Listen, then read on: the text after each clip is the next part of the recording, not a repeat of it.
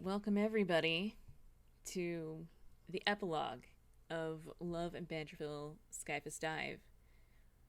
We're not starting with the opening spiel like we have been on every episode thus far. It feels Um, wrong, honestly. I Yes. debated very long and hard, honestly, as to whether or not to cold open with that, and I decided that I think actually not doing it and then talking about having done it would be the more interesting choice. I agree, but it still feels weird. Like you could have rewritten it to have the That's same a lot case. of work, though, I mean, we. Golden. I mean, in the first run of Love and Banterville, we did that once. Wow. Didn't Yeah. Umbra Yeah, rewrite it? Umbra rewrote it for the second half, Nice. um, which was I think 3 episodes That sounds right. after. 3 or 4, yeah. Yeah. We only went 7, I think. I think 7 or 8. Mm. But for every single episode of that, and this, I would open reading the little world splurred about the world, and I always felt that was a really great way to just dive in and set the audience's expectations of where we were at. And as much as I love banter, I felt like, especially with the connection we had between our characters, it felt like it was easier to just jump in than to have a separation between the beginning and being in character. Yeah. You know? And that was something that we did in the original Love and Banterville. Like, we talked about that and how we wanted, like, as much as we love talking to everybody who's involved, we made a pretty strong decision to keep out of character, out of game talking very minimal, and to just cold open with like the spiel and then just get right into the games. And I really like that, honestly. I do too. I think that was one of my favorite things about producing these shows is that kind of opening sequence role. I felt really good about having that be a like a touchstone that new audience members could align to, you know? Yeah. And it sort of felt to me like I knew when I always knew at the beginning when whether we were doing solitaires or diverting from the original formula and doing games, Mhm. I always knew when I was supposed to speak up, which I feel like is my new most important thing for designing games going forward. Just like Mm. knowing when you're supposed to speak up because like this is the one thing I still have a problem with in Blades. As much as I love that game, I sometimes don't know when to speak up as a player.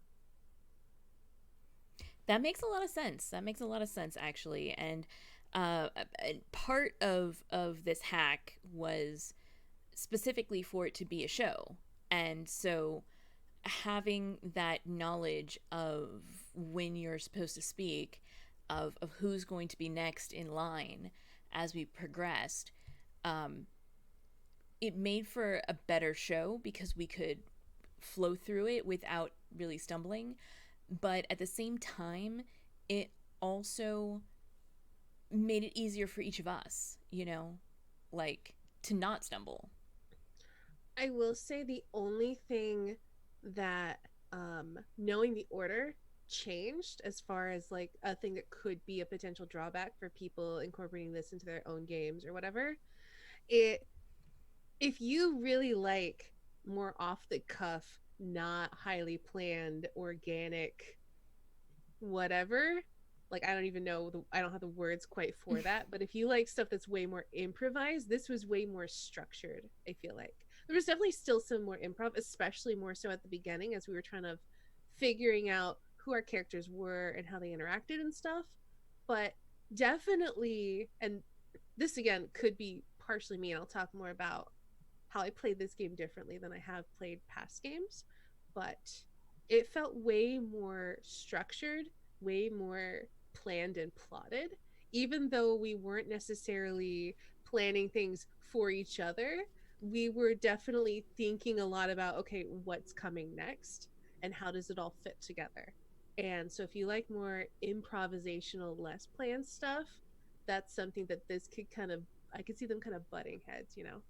Mm-hmm. That's probably just my influence. Like, that's my favorite part of playing RPGs is thinking about all the glorious ways they can go wrong. I definitely really appreciated having 2 weeks between each session to kind of stew on what I wanted to do next, because I definitely would be feeling antsy, like, to play again immediately after playing. Oh, totally, yeah. Oh yeah. Giving it We a were little all there. giving it a little bit of time to kind of mellow was pretty good, I think, because it meant that we were able to like have some ideas like simmer and coalesce into each other and firm up a little bit more than they would have been otherwise. Yeah, I'm sure if you looked at my numbers at work, like Monday and Tuesday after the game, it'd be like my numbers would be really down because I'd just be daydreaming about all the awesome things. Yeah. Oh my gosh. Yeah, I totally had moments where it's like I would be laying in bed and thinking about not only things that had happened, but things that I wanted to have happen in the future. And then I'd be like, okay, I can't sleep because I keep thinking about this game. I got to distract my brain. But yeah, like it was in there. Like, not necessarily for the whole 2 weeks, but for like a lot of it. I feel like a pretty big part of what kind of addicts you to that kind of thinking about the game is the difference between the games and the solitaires and having to like plan for what you're going to do for both. Yeah. Because both have such different scopes. The solitaires being about like the whole world of Bantraphyll, and the games being about all the complex dynamics between our complex characters. There's just so much to think about, and those two things combining. I really loved doing the solitaires because I loved having an avenue for world building for all of us. Yeah. Like, we agreed on certain key details, but then as we had our scenes, Skyphos emerged around us, and it came out in different ways for each of us, but still combined itself into being a city, you know? Yeah. So I love that kind of collaborative storytelling, and this format really lent itself to that, because your solitaires are literally solitaire, so you're not going to be involving the other players, and most of the time you're not going to be involving their assets, let's say. But by the time you do, or you were, I think you probably would have had a conversation either in or out of character about it, so it's not going to be a surprise. And if you haven't, well, then maybe you probably should have.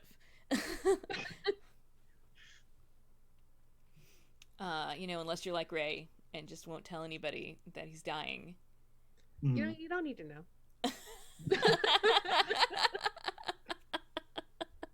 Don't worry about it. I'm taking care of it.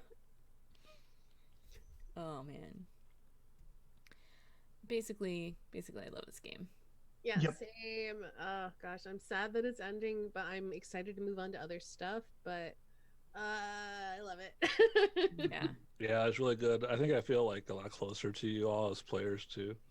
Like, I remember thinking at the start of this, I was like, I've been playing with all of you off and on for years. But it's like I've just felt more comfortable with my Sunday group because we have been playing like basically every week for 4 years. Yeah. Yeah. And I played off of you sporadically over that time. But I feel like at the end of this game, like maybe that's swapped. Like it just felt really personal in a weird way. that's good. I agree. Like, especially with this particular story that we decided to tell in this game.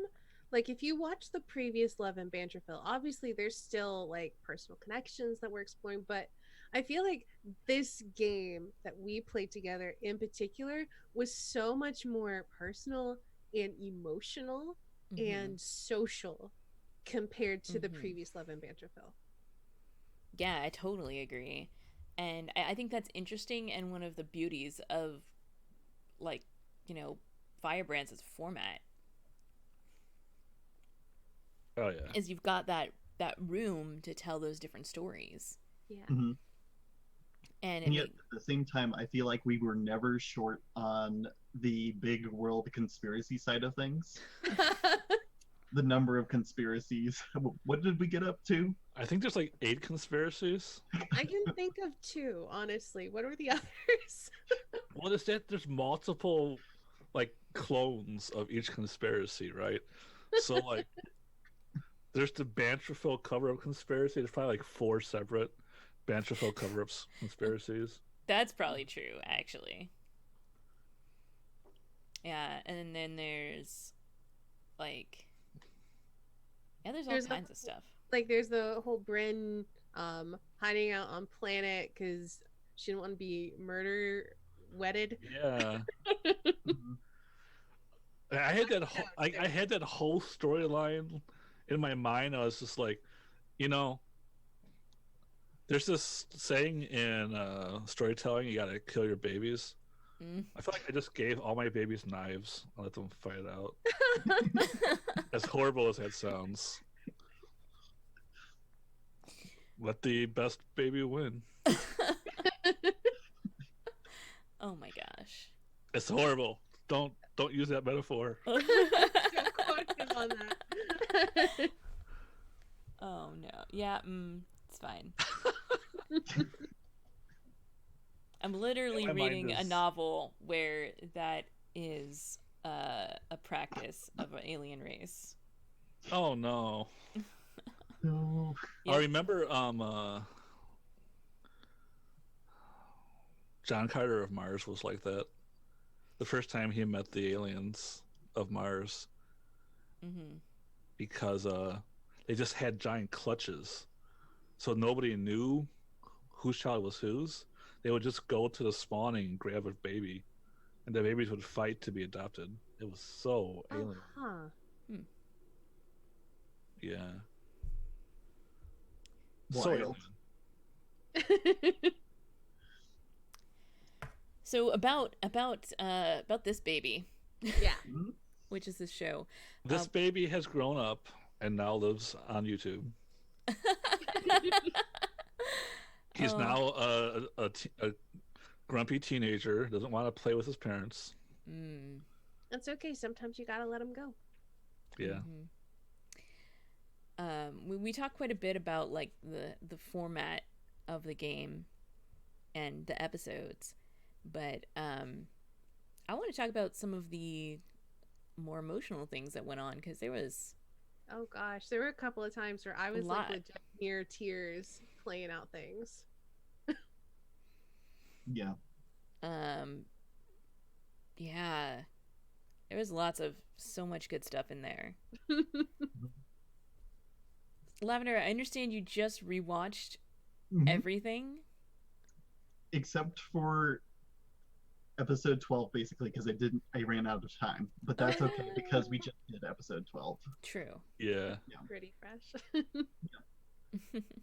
And there was a lot of big stuff that happened in that. Yeah, there sure was.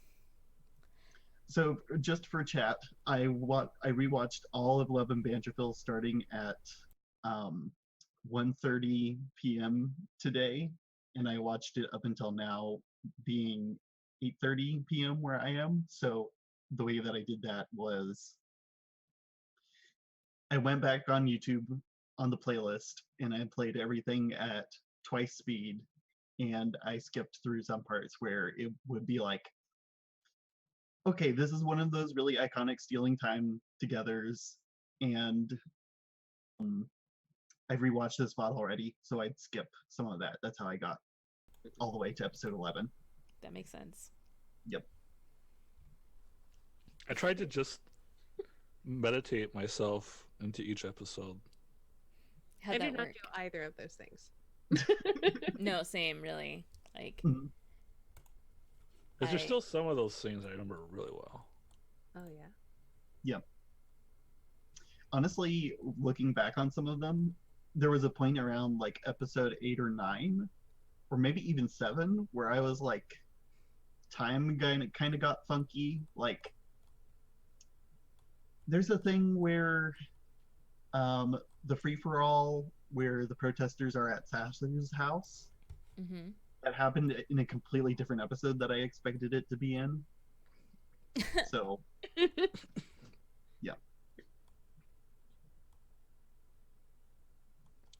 Oh yeah, there was definitely a few of those. Yep.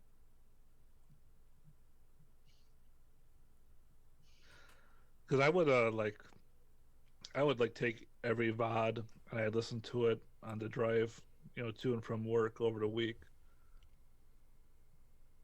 And I'd be like, "Oh, this was in this episode,"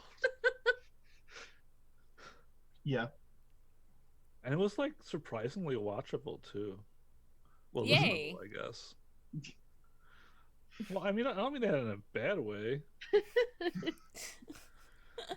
You but just like, mean it in a, you already did this the first time when you did it. No? I don't know what that means. Don't worry about it. That's just how my brain works. I think I No, get I what got you're it. saying. That like you already did it, but watching it again, even though you've already did it, was still really good to watch or listen to. Oh yeah, definitely. Definitely feel the same way. Because I have rewatched it, just not recently. Mm-hmm. Yep. Same, I- pretty much. Especially like there was one point, there's one point after Ray and Sash finally got together, which was Ray's big motivation for like the entire show, and I'm like, well, fuck, I'm out of stuff to do. Okay, let's rewatch everything and see what kind of threads I can pull on. Yes. Nice. That's why Love and Bantraphyll ended when it did, because like you finally got Sash, and then at that point you were like, you finally found your rebel roots, and then that's Yeah, it was why. like, okay, I'm no longer distracted by being heartbroken, so I guess let's fuck everything up. Let's do it. Yeah. Blow up the Sounds city. great. We gotta like get everybody emotionally satisfied, and then they'll join the revolution. Uh, It's like Pokemon. Gotta catch them all. I don't get it. I would equate it to getting like the best ending after you play a game. You gotta play again Yeah. and get the best ending. Are we looking at Pokemon right now? Yes. It has Pokemon. Okay. There you go. Keep that away. Thank you. I think that was a DS. It looked like a DS. Yes. So, yeah, oh man. I obsessed about that scene with Silver and Sash fencing that ended with that kiss. I obsessed Me about that too. scene. That was Yeah. good. That was good. It was so amazing. I absolutely loved it. It was Was that the one where you were in space, or was that on Oh, Bantraphyll? but that one was No. good too. But That no, was- that was the I think that you're was the not first talking about the space one. No, I'm not talking about the space one. I'm talking about the second one. Yeah, the second one. one in Sash's house. Yes. Yeah. But yeah. I With really space also enjoyed the Right. space one because I I couldn't remember enjoyed. if there was any Wow. kissing in space. That's There all. was not any kissing in space. Dang. There will be. There will be, but there was not. Like, I really That's a enjoyed promise. setting that past history that's like so far in the past that we're different people than we were when it happened, Right. but it's like still a connection. Yeah. And this is a segue to a point that I was going to make when I've been talking to you earlier, Astani, and I was like, I want to talk about this, but I'm going to save it. Which was about like the parallels and differences between Sash's relationship with Silver and Sash's relationship with Ray. Tell me all about it. Because like the one thing is that they both had a history together, right?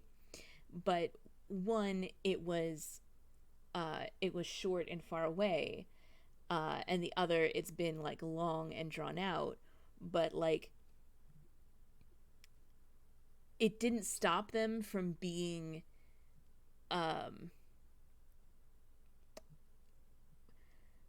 equal is not the right word, but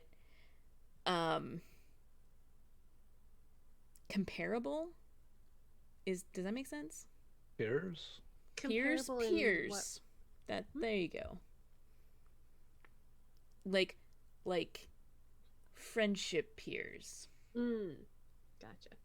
Like even though you'd known them for a longer period of time and a theoretically closer period of contact,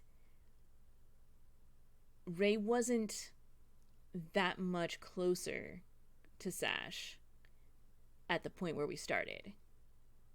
You know? Yeah. And I thought that was very interesting because of the like the why behind it, you know?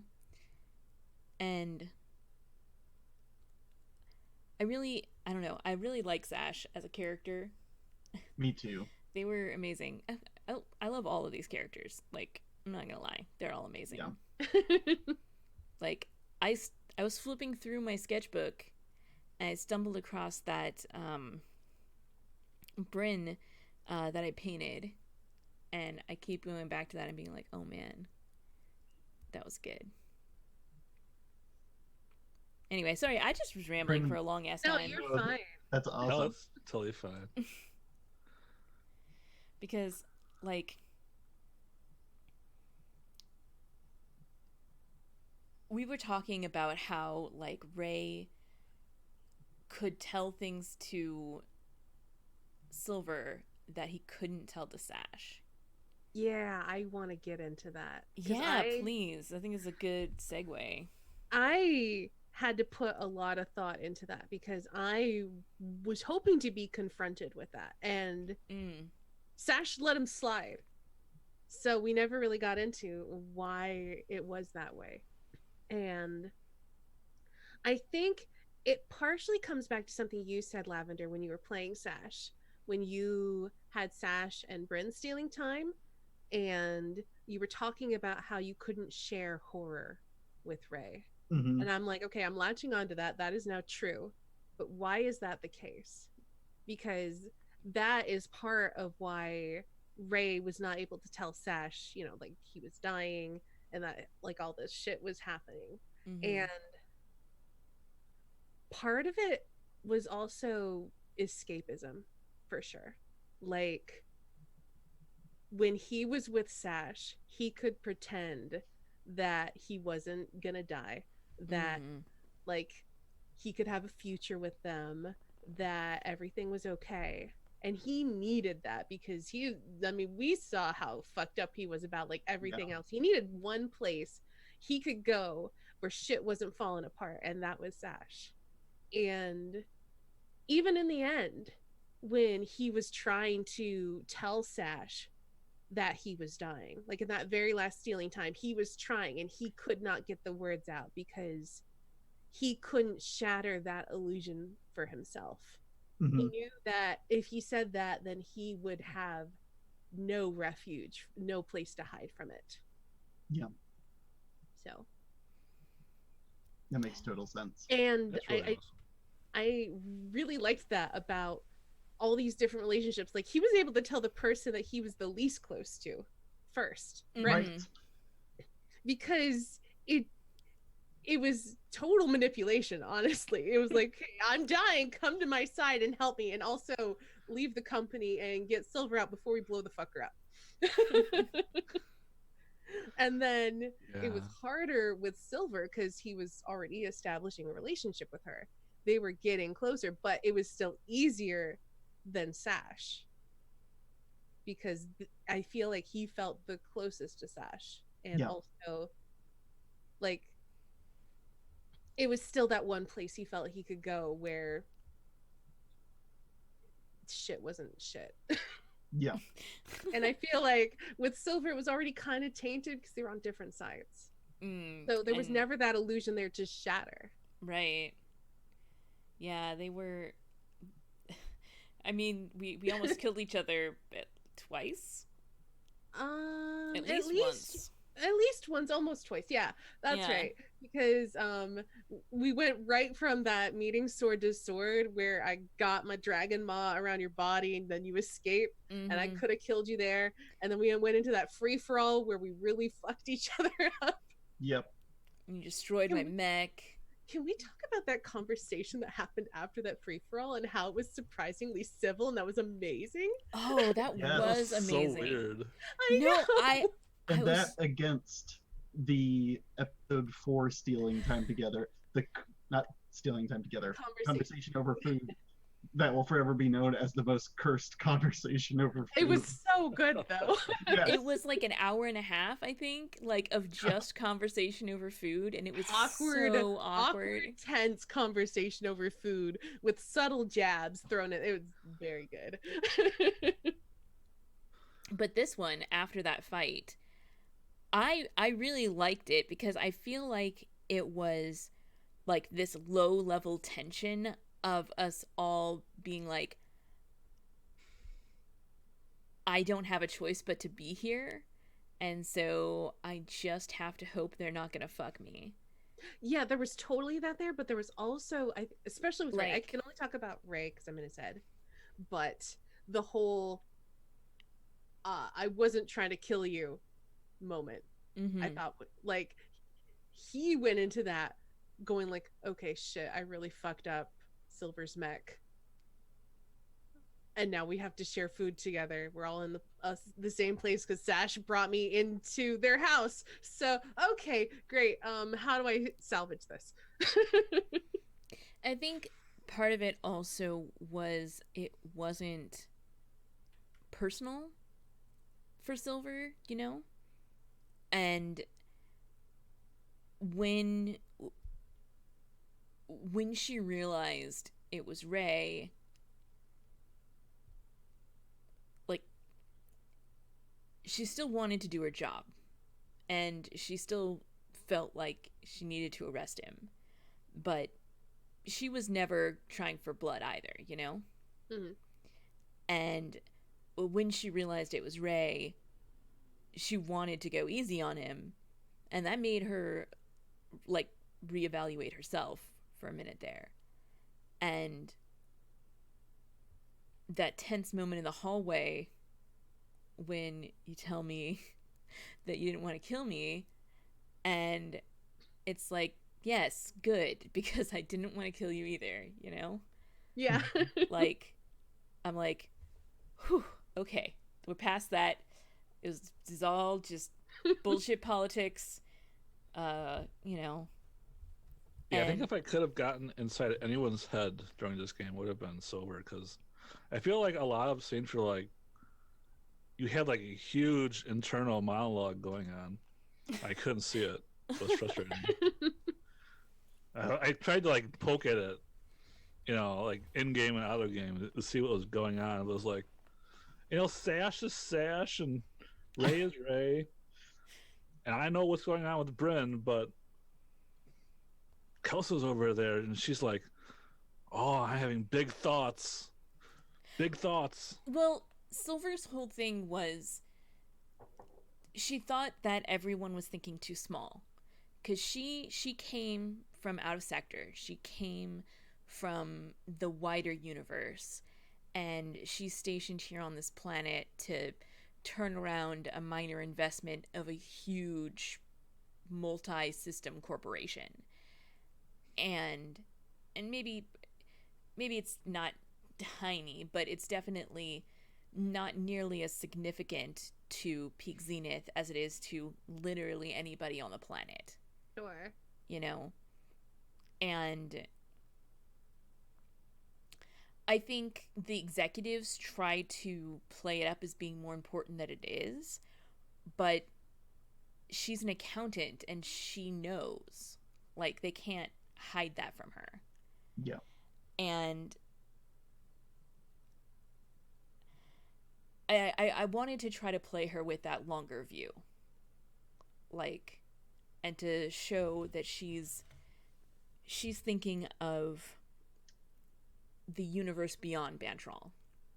And yet she still, in the end, joined the rebel cause, basically. No, it's true. It is. Yeah. Because that was, that was kind of... I don't know if I can pinpoint exactly when I made the decision, or where she would have. It was one of the... I think it was before the second to last episode, like in that area there, because I feel like at that point Silver was faced with a real, like, moral dilemma after, like, the orphanage burned, and she had to take some time to figure that shit out, because she realized just how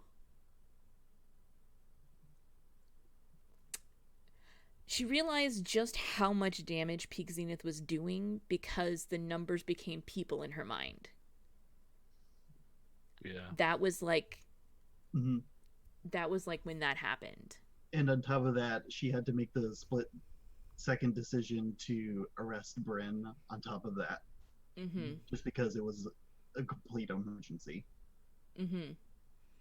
Exactly. Like, it came to that point, and there was only one thing that she could do, and even still, she was like, "This isn't right, and I don't want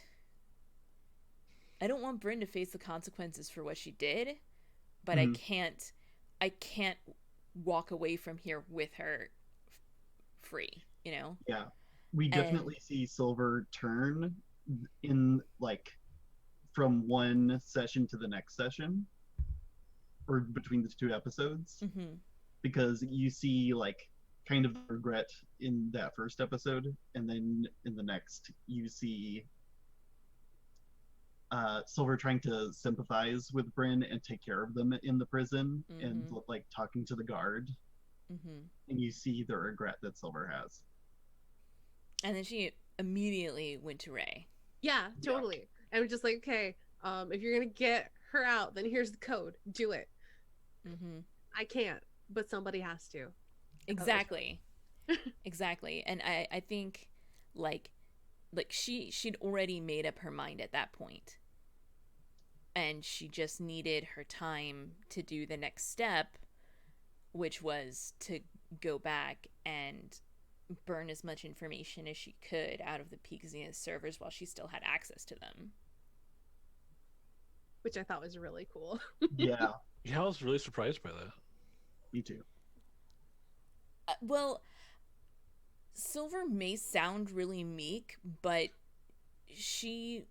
when she makes a decision, she does not shy, like, she doesn't shirk it. She goes for it, you know? Yeah. I just wasn't expecting... Oh, sorry. Like, yeah, I mean, Silver had a very strong character, but, like,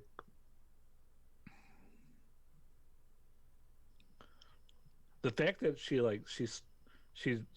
stole the data and then deleted it, like, that's not what you'd expect a paladin to do, really. And I was getting this really strong, like, paladinish, like, I'm gonna be lawful good, and everything I do is gonna be lawful good. So I think part of that, lawful good. I think part of that is, I mean, Silver literally underwent a class change right there. Yeah. Because I took the inspiration for that scene off of the Rebels playbook instead of off of the Landowners one, as a deliberate decision to to indicate that. And so I feel like that maybe up until that point that she had been a paladin, perhaps this was her turning away from that, the lawful side of good. Yeah, that's really good. Stany, you're muted. That makes it hard to talk. Not muted. Now you're not. Now you are. Yes. Now you're not. Hello? Can you hear me? Hello. Yes. Okay. I wasn't muted when I said that. Right. When you said you're not muted, you weren't No, muted. but before that, when you said I was muted, I wasn't. But you were, because we didn't hear you. I understand that, but the mute was not. So what did you say? It was really good. Oh. That's it. Nothing important was lost. Very good. It was important because you said it. Okay, well, thanks. Gosh. I have a question I want to to hear it. to like push our discussion along. Please. How have, and this can be either Love and Bantraphyll. I want to go around to everyone and ask how Love and Bantraphyll has affected your role playing, your life, your game design, etc., etc., etc. Well, one thing I have to say is that I would credit Love and Bantraphyll as being my first official like game hack that I've done. Like, other than one or two small house rules in D&D, which I can't even necessarily take credit for because I'm like co-opting ones from other GMs I've played under. But this was the first time that I really took a game and then twisted it to my own designs. And I think it turned out very well. And I was actually talking about how Love and Bantraphyll was designed to be streamed, like with that in mind, and thinking about how like your game Lavender is designed to be streamed, and like the different things you have to consider when you're putting that into your game design. Because one of the things that I thought was very important was the 2-hour time limit. Yeah.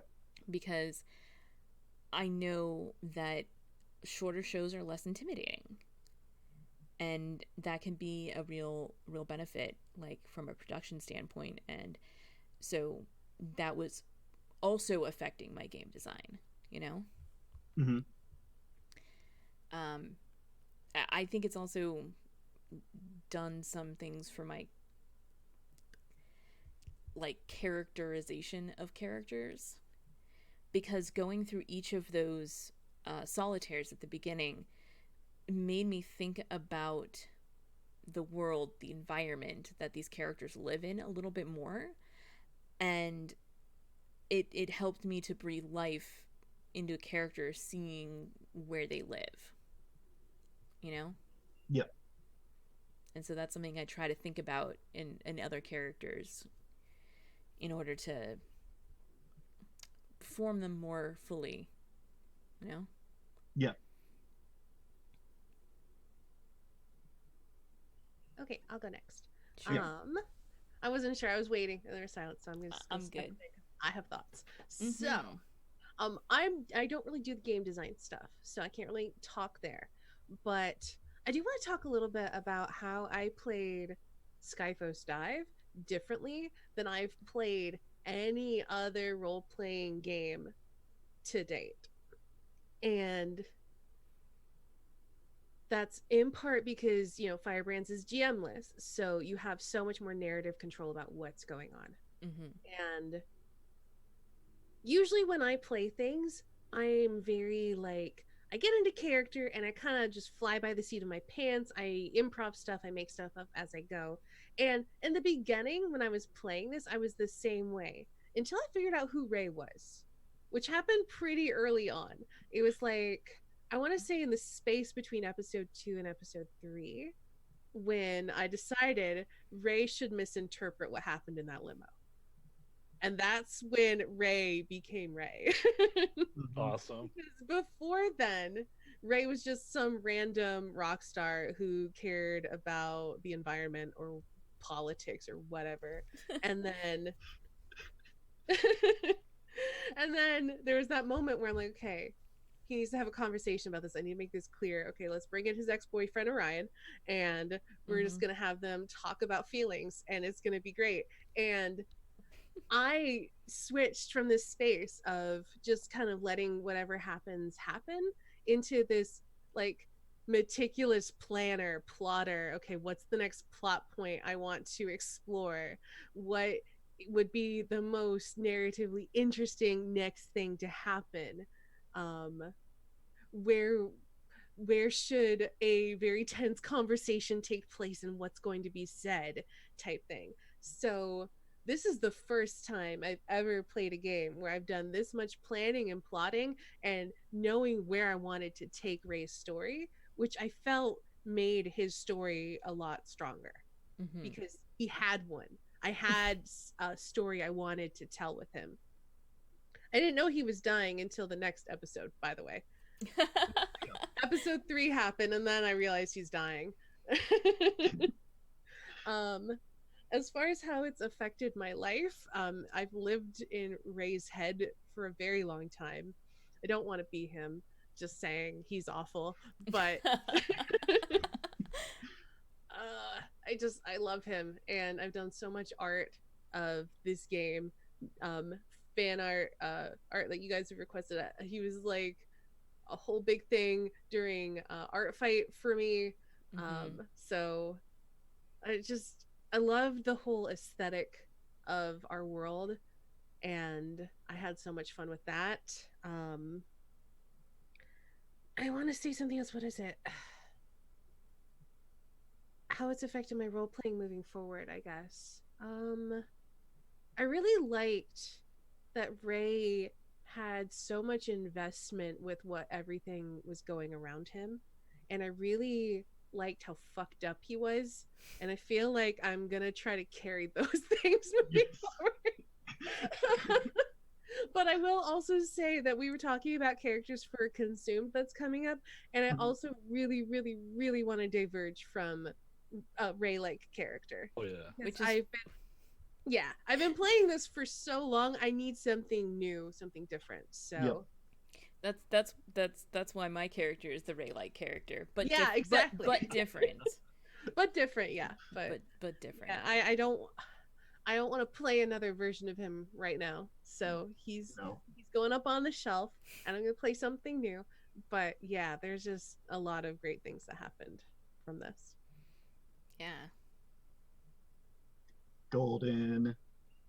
I'd love to hear from you. I don't know, like, if it's changed my play. I pretty much, like, I know what I need to do to enjoy something. Like, that's why I hacked the game so brutally. Yep. Like, I can't really enjoy a game without hacking it. It's just, I know that about myself. Yeah. So thank everybody for letting me do that, because, like, it actually, you know, it probably made like a huge difference in how much I enjoyed the game. I mean, it definitely was an interesting twist, and I enjoyed seeing it play out. Thanks. Even though it was. There's so many, like, and that was like gave me a lot of inspiration for like how to hack firebrands into different things. And it's not really something I thought about before. Like, when I first got into firebrands, you know, I was on Eric Valkaris' channel, Once Upon a Game, and I played it a few times. I'm like, yeah, the concept is awesome, but a lot of these games aren't as unique as I thought they were starting out. And I didn't like have any, like, I didn't have anything to build off of. I felt like I didn't have like mini games I wanted, and I think like through like twisting the games we had and like seeing how they could be used to tell different stories, now I'm like, oh shit, I gotta make a Magical Girls Firebrands game. Oh man, it's gonna be so good. So I'm gonna do that. It joins my list of 5 other RPGs that are in my head. But each one gets further along than the last. That's good. Yeah. About playing Bryn, like I have like different archetypes of characters I'll play. Bryn is a character I made a long time ago for what's this RPG called? Dying Suns? That's not right. It's a sci-fi space RPG where the suns are going out. I think it's Fading Suns. And I wanted to play this like androgynous noble on the run. I never got to play that game because it's really hard to get people together. You don't Facts. say. Oh man. But like I've had some like amazing games that were just character gen and setting gen. And I just like put Bryn on the shelf and never played with her. I brought her back and I'm like, okay, we're gonna take this character. We're on this show called Queer Tales. Mm-hmm. I'm gonna explore that a little bit. I don't have the narrative, the authority to do that, but there have been, experiences in my life that have shaped my identity, shaped my gender, shaped my, sexuality. And I wanted to revisit those events and try and feel a different way. Not because like I think what I've chosen is wrong for me, but because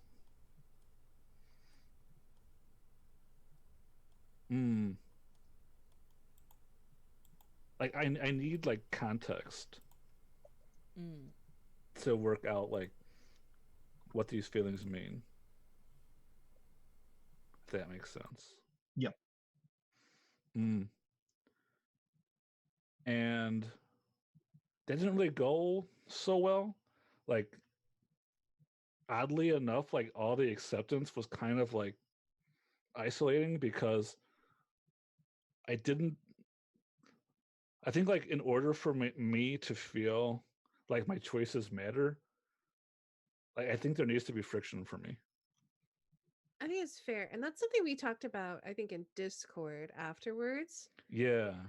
I think this was like the wrong setting for Yeah, it was. exploring that kind of stuff because we're like in the weird space future where people are probably even like exploring like transhumanism stuff. So well, that's even the weirder thing, right? Because I made Bryn to be someone questioning their identity, and everyone like accepted that she had. It's like people thought like, okay, that this is your identity now, and we're okay with you being whoever you want. And that can be a different type of interaction you could have explored and been like, you know what? No, this is not necessarily who I am now. I don't know what I want. And but I feel like that would have just been accepted too. Like, well, it's okay to just be trying to figure that out and you can be whoever you want, but that doesn't help when you're trying to figure out who you want to be. Whoever I want to be, right? Like I make a choice and you accept me for that, but I don't know what that choice means. Yeah. So I don't know. I'm not going to do that for my next character. Maybe I'll come back to that in like a game that lets me more set up those questions to have friction. And it's definitely something if we can discuss ahead of time if you want to explore those in a game. We can be but not next game. Prepared. Next game is my character is going to be like. Don't you dare say normal. Or me, like more like every character I have has a part of me. Same. Right. It's going to be a different part of me.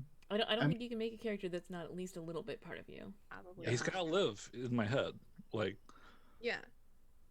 like I actually had this experience like in the car driving where I was like freestyle rapping to these techno beeps, and like I just felt Bryn show up and start rap battling me, and it was like rap battling in the car, like, dude, don't put this on me. It was your choice to do these things. Like, this is how I feel, and it was like such a like.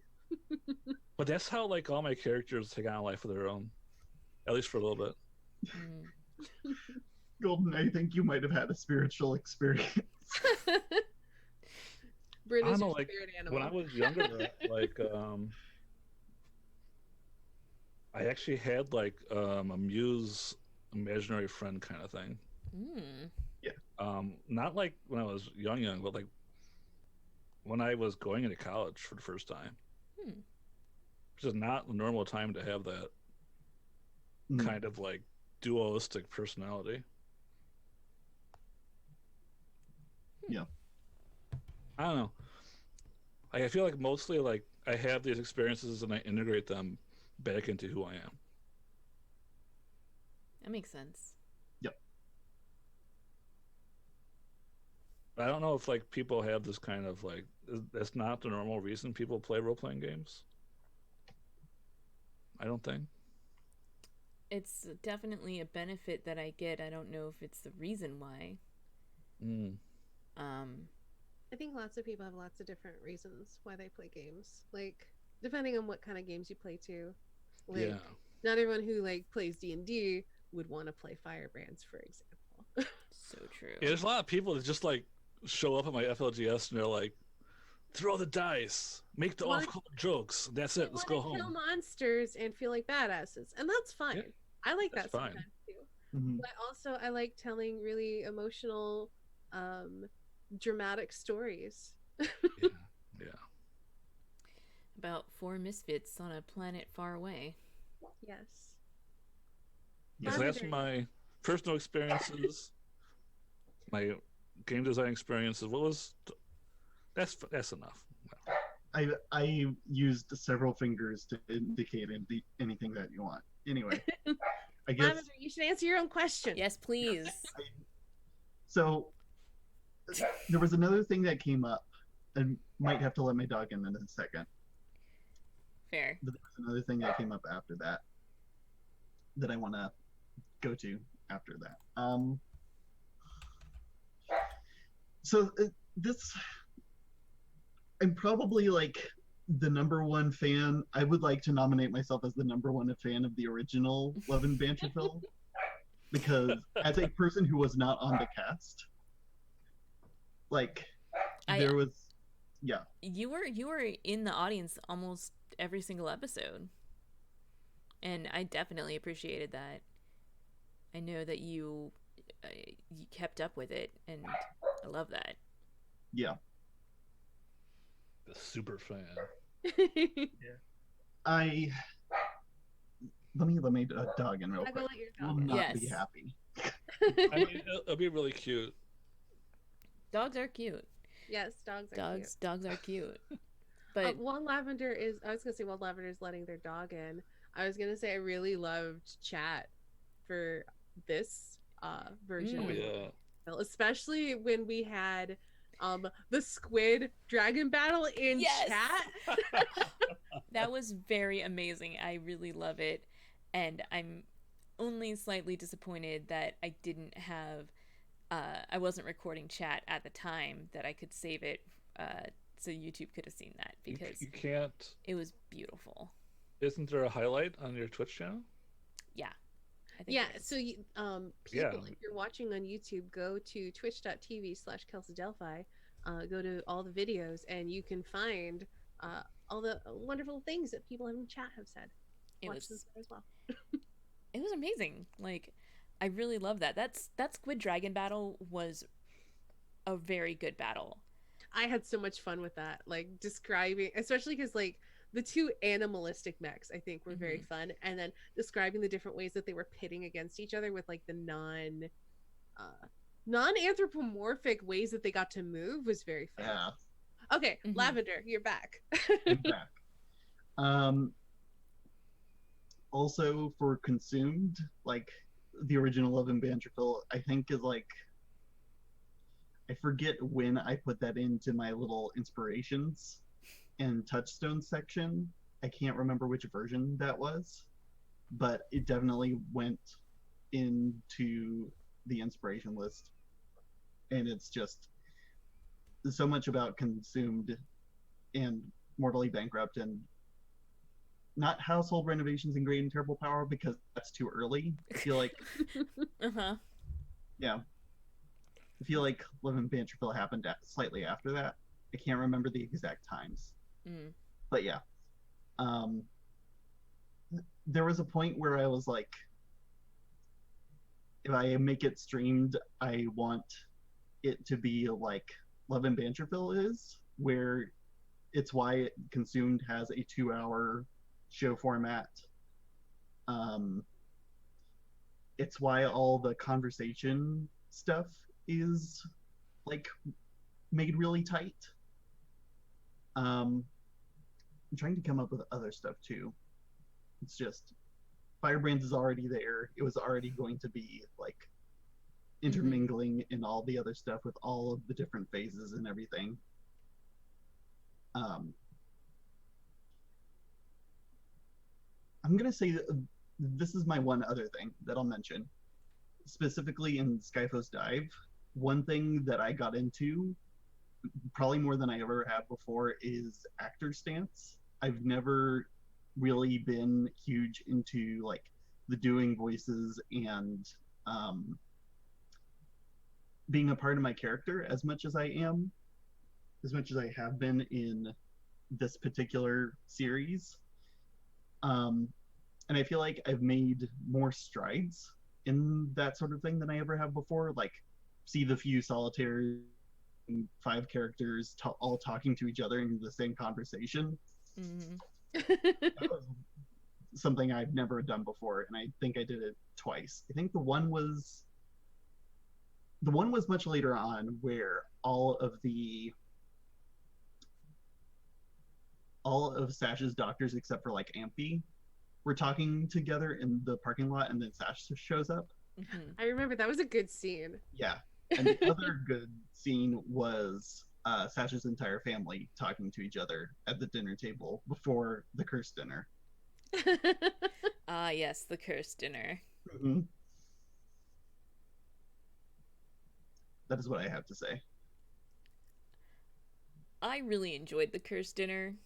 Oh, same. It's so good. Oh my gosh, just like man, I loved how everything was already awkward, and then I got to show up and make everything worse.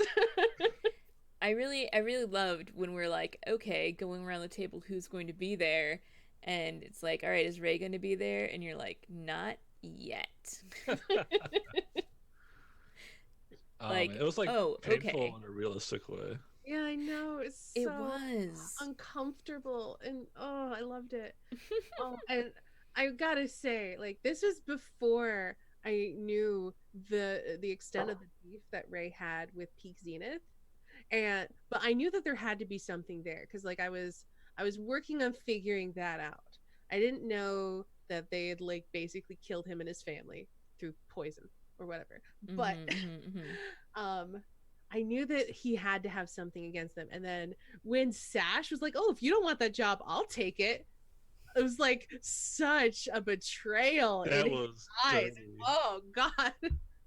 And like, well, if you're not taking the job, so it's not like I'm poaching it from you. And like Ray's just like, "Oh, fuck this, fuck you, fuck you." Oh, that was really good. Mm-hmm. And the thing is, you couldn't know. You couldn't know. Oh, look at that doggo. But anyway. The doggo. But I think the thing that made it even better, though, was that like Sash had no idea. Mm-hmm. And like she couldn't. Yeah, because they wouldn't. Ray wouldn't tell them anything. Like Mm-hmm. they didn't know about the conspiracy or anything. They probably knew that Ray was politically against Peak Zenith because he's public about that. Mm-hmm. And Sash also knew that Ray was somehow involved with the revolutionaries. that was it.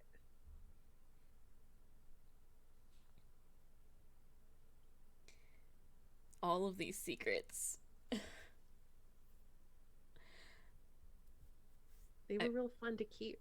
I don't know. I Secrets. found it very interesting when I had to choose whether or not Silver knew Peak Zenith's secrets, or which secrets that she did know. And I feel like she thought that she knew way more than she did. And I think that's what my final decision was that she believed she knew what was going on, and there was an entire history that she didn't have access to. Yeah, because she had a problem to solve, and that made it feel real. Mm-hmm. Made it feel like it was all that was. Mm-hmm. Especially because what I thought was interesting was that they were covering that up too. Yes. Oh They yeah, no, of course they were. Covering up the embezzlement, and it just like it was like the perfect opportunity. Because I will say, Kels and I did not have a conversation about what was going on with Peak Zenith. I just kind of made some declarative statements that could have been not true. Honestly, if Kelsey was like, I don't want Peak Zenith to be up with that, I'm like, okay, then we'll figure out what misinformation Ray got. That's fine. But I just kind of made like I was planning all this stuff out, and then I dropped the bomb with Bryn, and I just made all these declarative statements about what was going on with Peak Zenith. And I definitely got the idea to involve them because of the whole embezzlement thing that they were trying to cover up. I really I really enjoyed kind of running with that. I thought basically I thought, yeah, Peak Zenith is that kind of scummy. They would totally do that.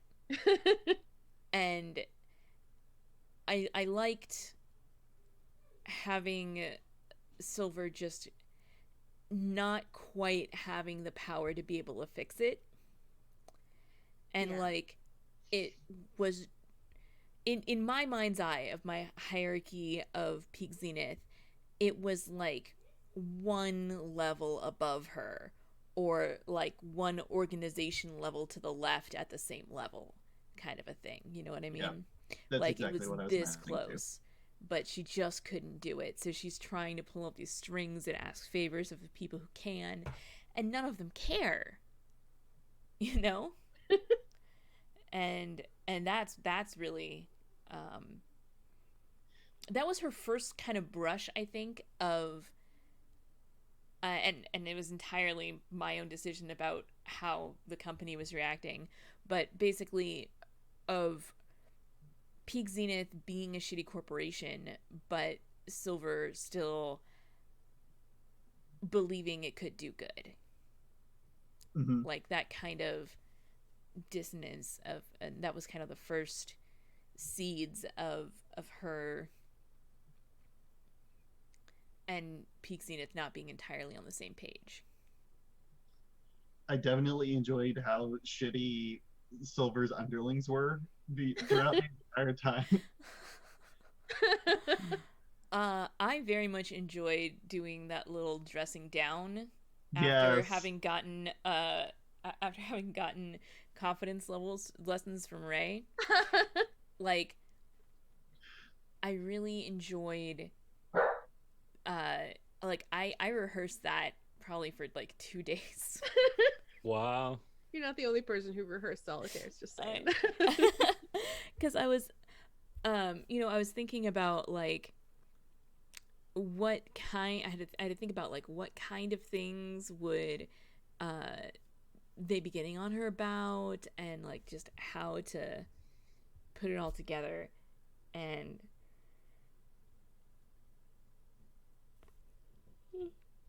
oh my gosh, sorry, that was a yawn that came literally out of nowhere. The middle of my sentence would not stop. So she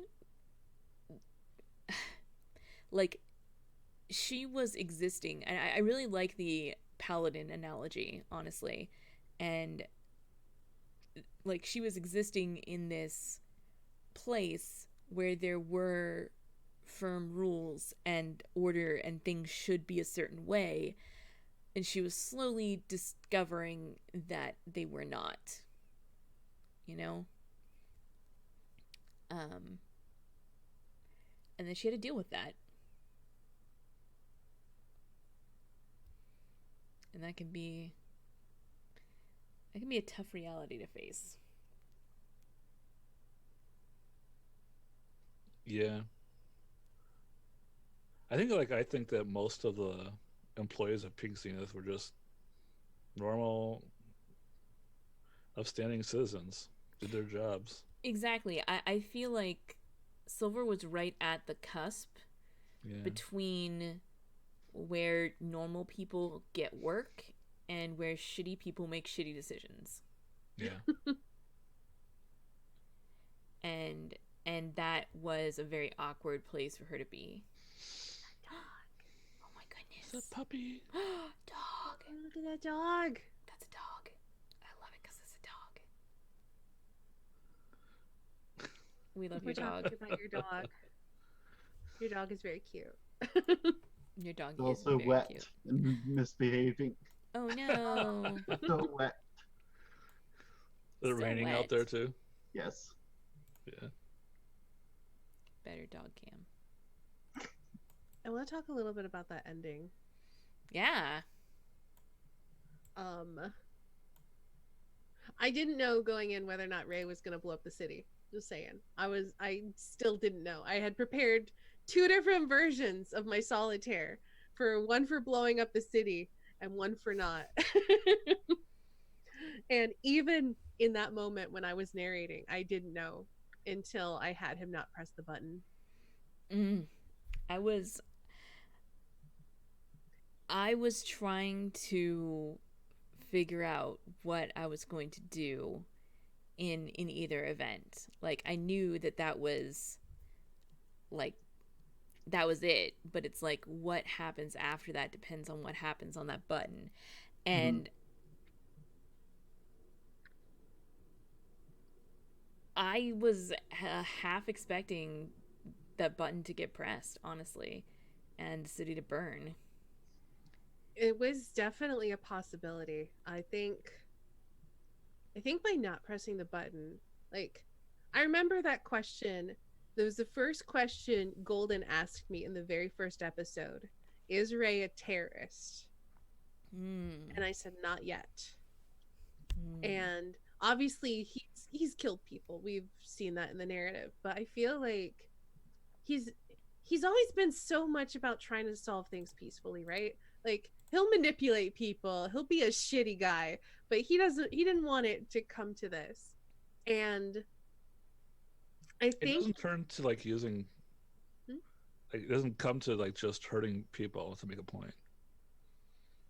Yeah, I feel like in that moment that was him basically saying, I can't be a rebel anymore. I can't be the person who's gonna blow up a city that I care about, that I love.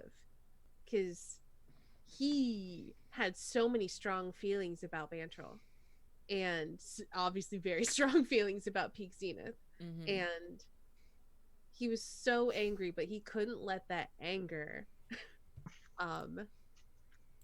result in basically the decimation of a city. I feel like I knew either way he was going to leave the planet. It was either going to be he'd destroy the city and then he couldn't stay there because of just the amount of guilt that he would have felt for, you know, mass destruction, terrorism, all that sort of stuff. Or he would leave because he's like, I can't solve this problem this way. I have to get the TTA involved. And I feel like the second way that I decided to end it was way more Ray. Like, that felt right. As soon as I had him do it, I'm like, that's what he would do. And I drew that picture that him saying, like, it was my goodbye picture to the show, basically, and my goodbye to Ray, because again, he's been in my head forever. And Golden pointed out it was interesting that he was smiling, and I feel like there's a reason for that, and it's that he's finally letting go of all of this bullshit. He's like, we're talking about the ending, but I kind of have to talk about what happened even before we started the show. Yeah. And I had to think a lot about why Ray was a rebel. How did he get involved in this? Because at the very beginning, when we started playing, I didn't know. I was just kind of feeling that out. He was just like this rock star. I was inspired by like, you know, like actors that get all political and environmentalist and stuff. Like I was taking inspiration from that. But how does a person who's like that become a revolutionary? And he was definitely manipulated into it. He had his own anger, and then he meets Orion when he's in college, and Orion drags him in. Mm-hmm. And sees this anger and is like, I'm going to direct it to further our cause. They eventually break up. I haven't figured out why, but probably learning about manipulation, which is hilarious because he's manipulated himself, but that's another topic. Anyway. That's how you become a manipulator. That's for sure. It's one way. Surviving it. Yeah, that's possibly what happened, is that he learned that behavior from Orion, and he didn't have anybody. I mean, he was orphaned pretty young. Mm-hmm. And so he learned all this shitty behavior from Orion and ended up breaking up with him, but he's still so pissed off at peak zenith, and he's so far into this revolutionary rabbit hole. I don't think he could claw his way out. I don't think he could see a life for him that didn't end in fiery death. And I feel like finally getting involved with both Sash and Silver and those relationships, I feel like changed him, like broadened his perspective. And even also Bryn saying like, well, why don't you just go to the authorities? That even too was all culminated into this decision of him saying, I can't keep living like this. And he couldn't keep being a rebel. He couldn't keep hurting people. He needed to do what he could do to make it stop. And the only thing that he could do was take all the evidence that he had to the TTA. And I also want to say, I am really surprised that Silver and Sash both went after him. I was expecting you guys to stay on planet. I mean, I I'm think surprised that you're surprised. I think part of it is also Silver realized what you were doing, like going to the TTA, and realized that whatever that she could do on the planet was going to pale in comparison to what the TTA would do when they got the information. And she wanted to make sure that it got where it was going, you know? Sure. Like, she felt like she might have even felt guilty for what she had done to Peak Zenith's databases. At the same time, like, wanting to make sure that that evidence goes to where it should be going to. Sure, yeah. You know, and I mean, there's also, you know, Ray, but I don't think that was all of it, is what I'm trying to say. I will talk a little bit about why I'm surprised, and yeah, part of that is because Lavender had said, when talking about Sash, and like you guys said, Sash and Silver had been talking about like leaving the planet, and Lavender off the cuff said, which obviously can't happen, Sash has to stay on the planet. So what I thought was going to happen is that Sash would stay on the planet, and then Silver would stay there to be with Sash. Mm-hmm. And I feel like the reason that Sash couldn't leave the planet was no longer there. Yeah, exactly. But I didn't realize that like was so burnt of a bridge. Like Sash wanted to be there. I'm kind of confused at the end, because obviously like there was all this stuff going on, and Sash was involved with the rebels and was like screwing up their own family to try to take control because they didn't like the direction where it was going and stuff, and then getting like ousted / inquisited. Can we talk about that a little bit, Sash? Yes. Lavender?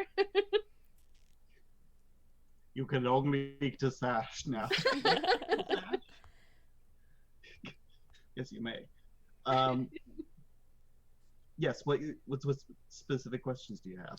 Mostly just like, what was going on with Sash and like the whole political space? Because we got to see like little vignettes and snapshots, but what's the web look like? Yeah, it felt like Sash wasn't even in a lot of their own solitaires.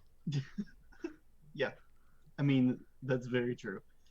What I'm imagining is happening is like,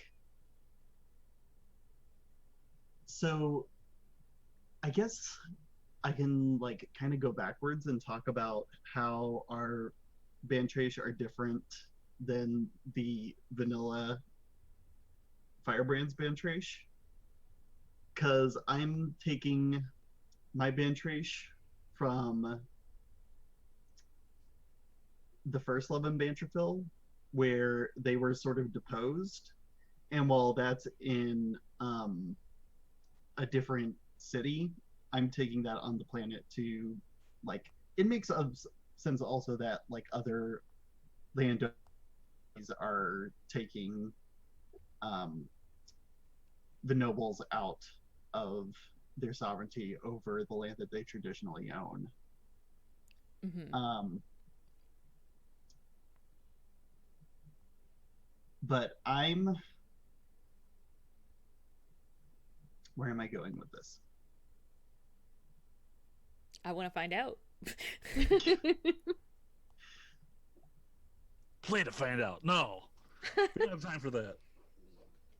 So like we have the 5 noble houses in Skyphos, and what I was kind of thinking was that Skyphos is kind of built by the Bantrash, like specifically like the underwater city and then like the one outskirt that's on the surface.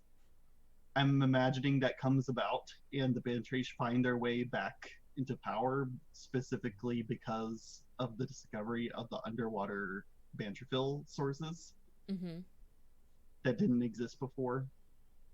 Um, so they finally have a source of money. They have to build an infrastructure to extract it, to take, and then like to take care of the mechs that are extracting it, and then an entire city forms around that. As you do. Yeah. And then I'm seeing Sash's house in particular being led by their dad, who they killed like halfway through the show. I'm kind of taking the entire Marinaza house to be like really rooted in that church, because that was like a huge source of their money and their not really political power exactly, but like social power. And I think once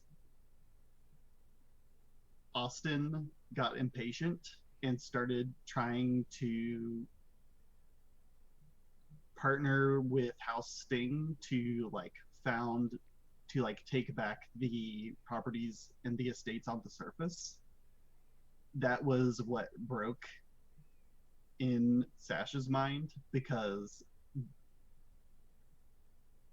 hyphenating with another house seemed like defeat to them. Mm-hmm.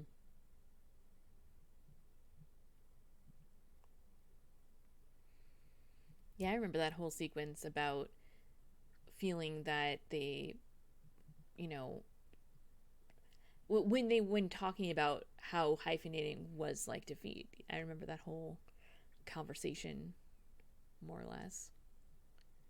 Yep.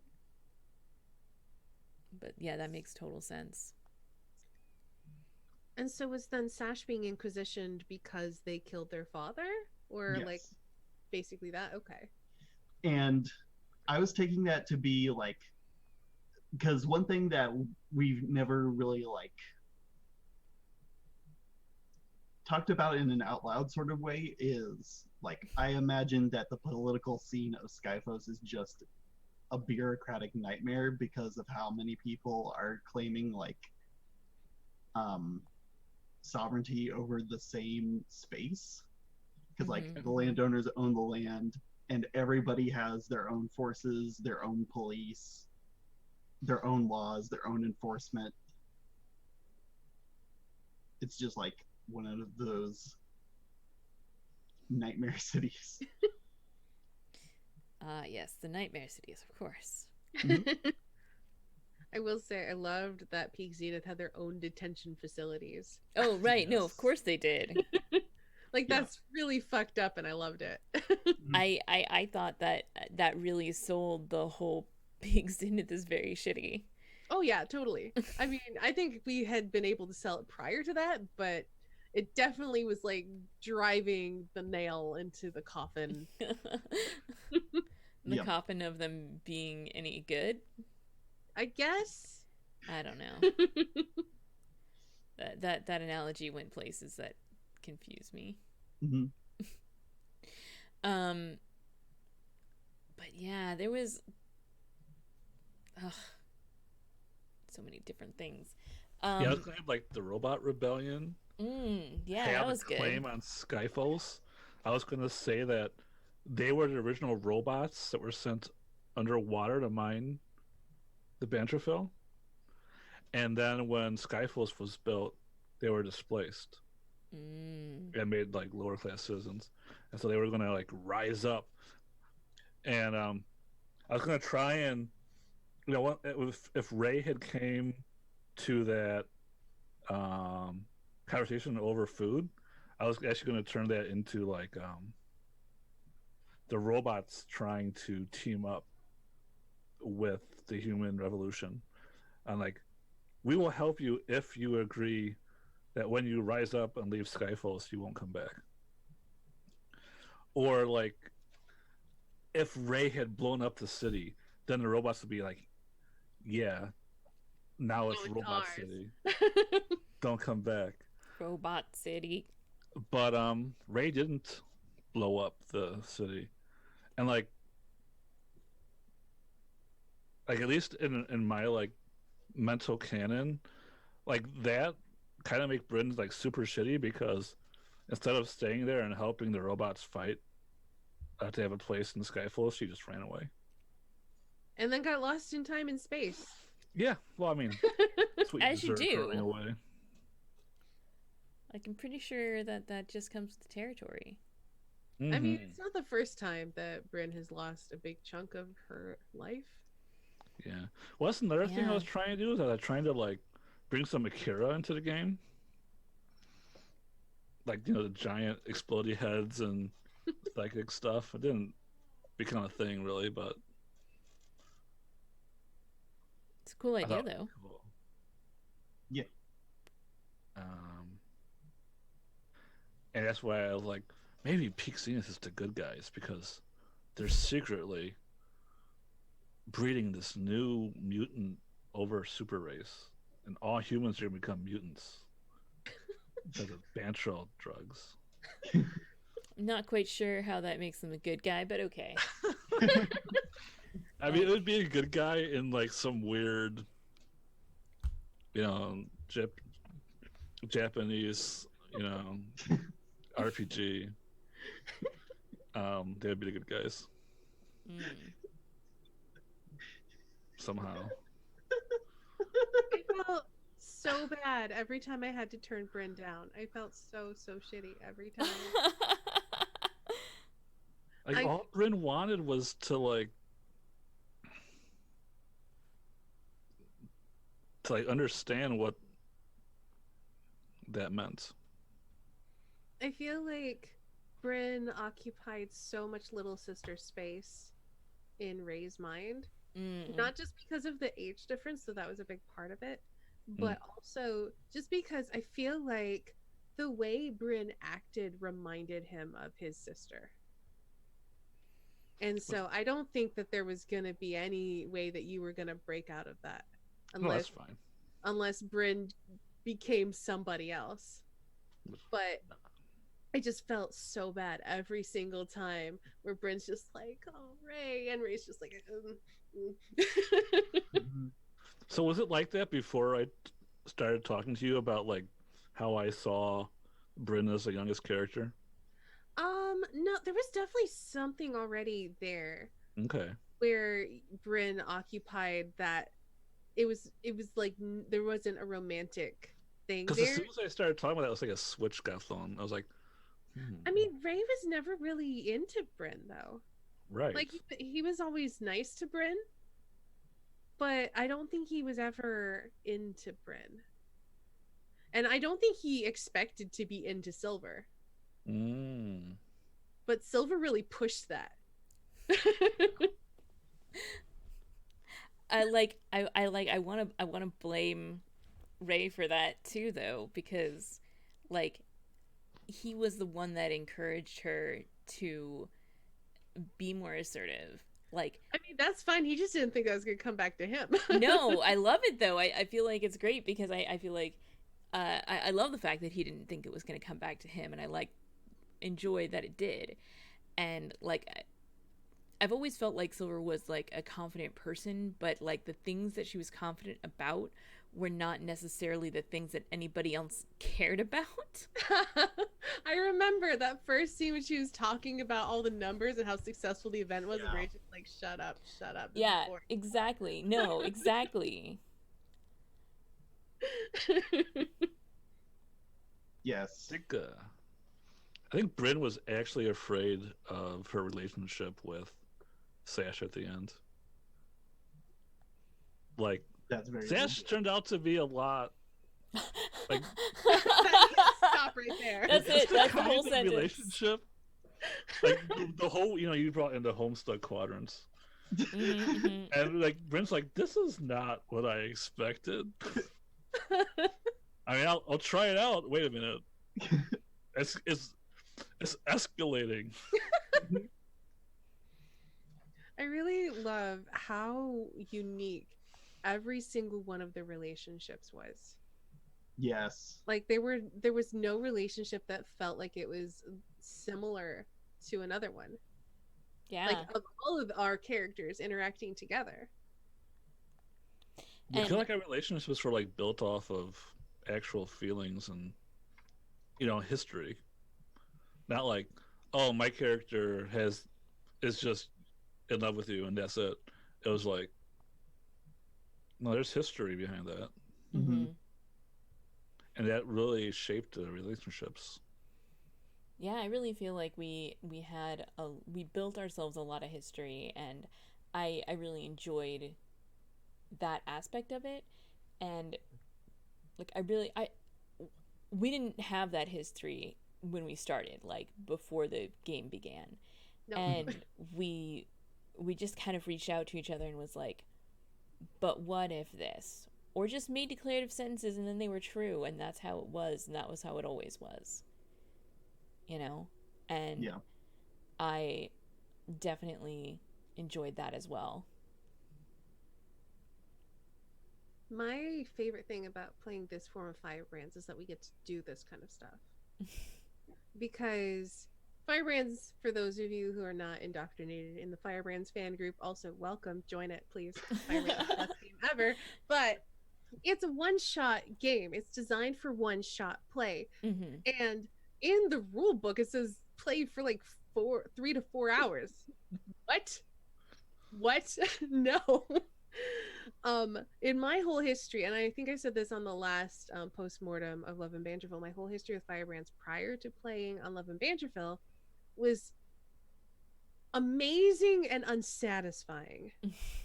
Because especially in a streamed game, I feel like my most satisfying one shot of it was my own personal streamed game of it, where we played for like 6.5 hours and we were all exhausted by the end, but at least we felt like we all came to a satisfying conclusion.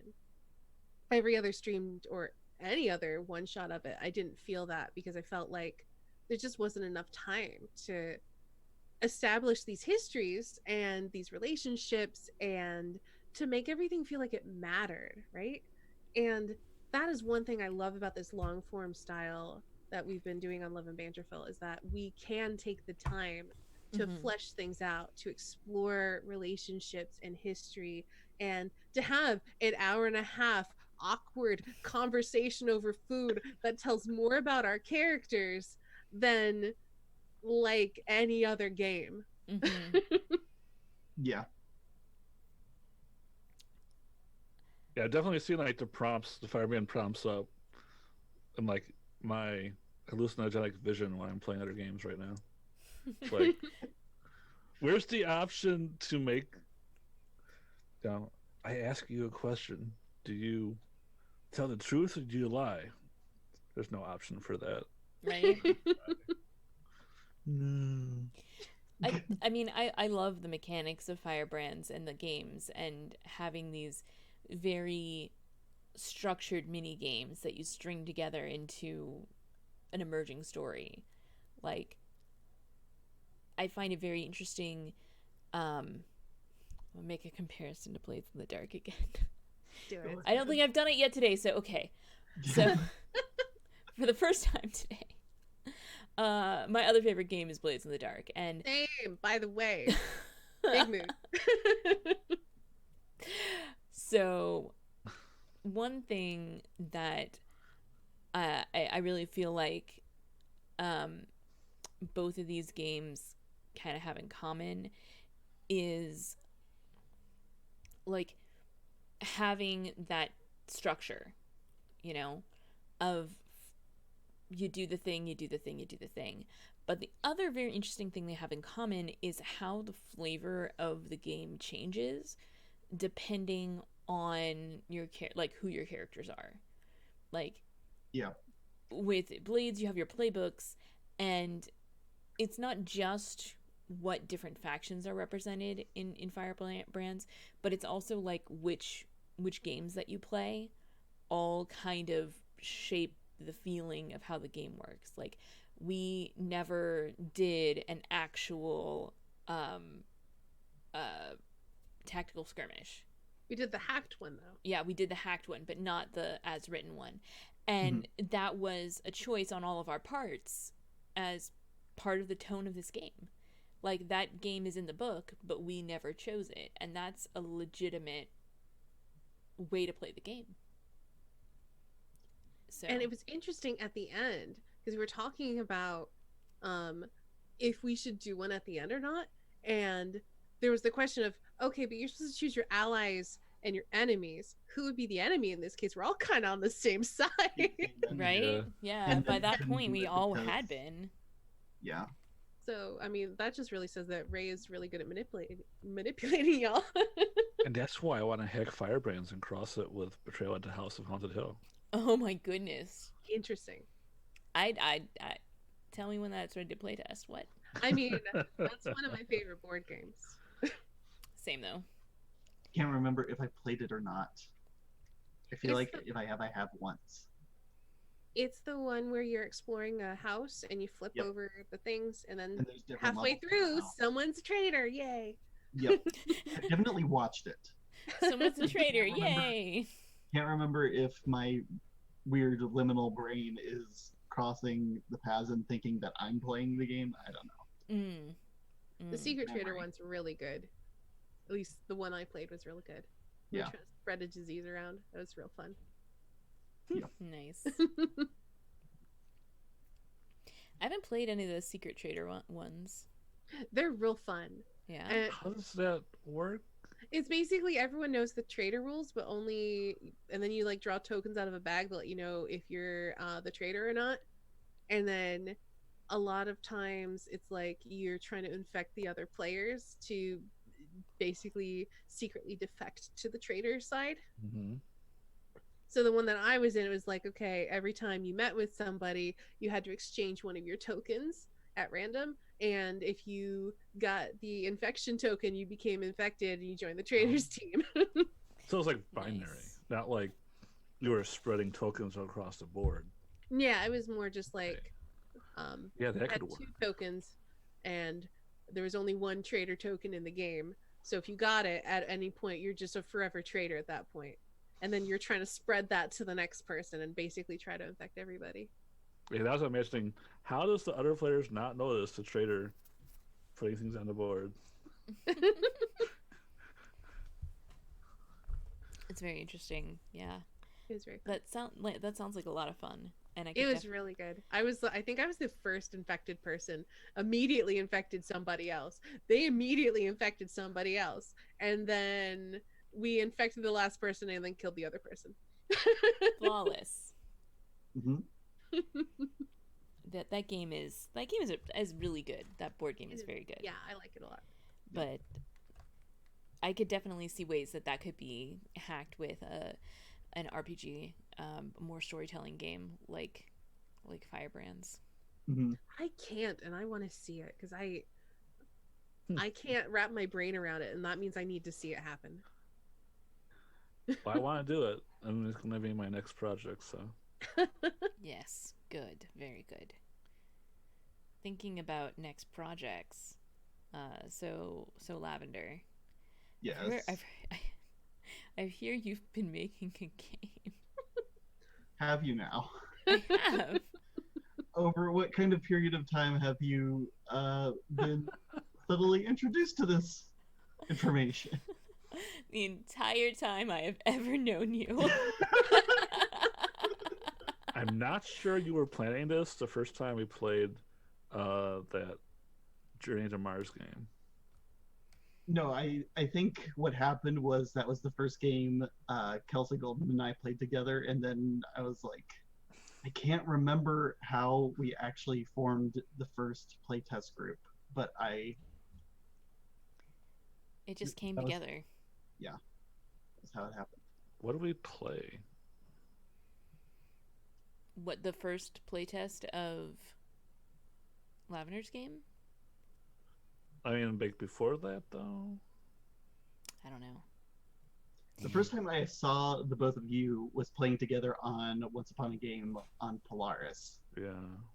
Which I think I said when we were playing Polaris, which is the game we also played. Yes, we Yeah, did. Polaris was really good. Polaris is great. I think Polaris is... you and I chatted like in Twitch streams for a while. Mm-hmm. Yeah. And I know I was playing in games with Kelsa, probably some Fate thing at that point. That sounds right. But somehow we decided to play this wonderful game about household renovations. I'm now very afraid that moment never actually happened, and it's just like We've always been playing together. We've never not. I have been through this experience where I'm worried something didn't exist, and therefore I have a trait that I know what's real. And that trait, that event actually happened. We did actually meet each other somehow. Oh if my it's goodness. any consolation, I've never played your game, and I'm looking forward to it. I'm looking forward to you playing it too. I feel like you're going to fit in perfectly, and like our playtest group the entire time was Kelsa, Golden, me, and then one other person. And I feel like you're just like the sort of type of person who is going to like fit in perfectly to it, because that game is just. I'm really excited because I've played each of the previous iterations, and I'm very excited to see how it's evolved. Like, I am honestly having some difficulty grokking what we're doing pre-game that's part of the game. Mm-hmm. And I know part of that is because it's not fully written up yet, and we're kind of writing it as we're playing it, and that's fair. But it's like, I am really excited to see how it all fits together, and like, no pressure, but I have a lot of confidence in you that it's gonna work. Oh yeah. I know. Oh, sorry. I just want to say this real quick because it's a joke and it's funny. All I know is I get to burn things, and that's really on brand for me. Yes. Literally. Nice. So I feel like there is no early game, pre-game, besides finding art that you all think is awesome, and I'm just metagaming it. A lot. Because Golden's job is to name the reality show that we're making together, and you you take two verbs that alliterate or rhyme and you put them together, and that's the name of your show. So for one of the other ones, we made a show called Bake Escape, and it was about baking things and escaping from escape rooms. And that was really fun. And one of the reasons I think that that mechanic is the way that it is because of the original reality show that we did in our very first playtest. Because the name of that show was House Haunters. Because like Of House course. Hunters. Yeah, of course. And, yeah, it's a mashup of House Hunters and ghosts. But it was great because we were renovating houses so that they would be better receptacles to house ghosts to haunt them. Yes. Yes. That was We have to like find a ghost and then bring it to the house. we had to go to the ghost bar. I remember that. It was good. To Oh. find a buyer to haunt our house. Uh-huh. And sometimes we would haunt houses to sell them to the living because they were just weirdos who wanted to buy a haunted house. Mm-hmm. Yeah. I mean, Kelso and I are reading a webcomic that's kind of... Pretty much exactly like that. Mhm. Yeah, that. But I'm really looking forward to this, honestly, and I'm really excited to see, like, this game is so far from where it started that I almost think having played the previous iterations is more of a detriment than having no idea coming in. Mhm. Because I'll I let you know. I think having the time away from it, because I think the last time Kelsey Golden and I playing it together, I think was in 2017. I think it might have been for Roll20 Con, which would have That was been a during one-shot? summer. yeah, Yeah. that was a one shot. It was a long one shot. I've seen the VODs for it. It was. We had a mashup where we put all of the characters from all of the different playtests in as the rivals of the characters we made for that playtest. Yeah, that was good. That was a good time. I rather enjoyed going kind of up against ourselves. So to I won, of speak. course. Yes. We all know winning is very important in a role-playing game. Yeah. Yes, it was a crossover episode, and it was very silly. Yeah, we all know that Dark Lavender Void has a cinematic universe. Hmm. Mhm. I mean, that's why the chat game is the way that it is. Like, chat doesn't just stay in one chat. Chat branches out to all of the chats. Yep. That's amazing. No, I love it. I'm really excited about spreading that chat game. I want to see people playing this because it's very interesting and it's fun. Well, I'm assuming it's fun. All the previous iterations have been fun, so I guess Yeah. I guess I should wait and see, but I'm looking forward to playing a shitty but redeemable character. Yes, that was the thing we discussed. There was a time, like, in very early Mortally Bankrupt, where I was going down a road with that game that, this was right around the time where our original playtest group stopped just because of, like, scheduling reasons. Mm-hmm. But also, like, all the reasons the playtests would end would be, like, because it was going in a direction that was, like, starting to get boring or, like, losing direction or something like that, where the rules weren't working. Mm-hmm. I'm not sure where I was going with that thought. I remember back in my day, when we had to spell out what we were planning on improving in each part of the house, like before we could even get started, and like how that felt kind of almost tedious and overwhelming, but that also felt appropriate for home renovation. Mm-hmm. So like Yeah, yeah. But now it's not even a home renovation game anymore. It can No. be, but It can be. it doesn't It have can to be, but it's not specifically, is what I'm saying. Yeah, no, Yeah. that's awesome I think about it that's too. really interesting. Mm-hmm. Like it's just a reality show now Yeah. I would about walk doing a thing. back in my day. I would walk 5 miles through the snow uphill both ways. You know it. That's right, Saint. Absolutely. That's how you got rid of your stress.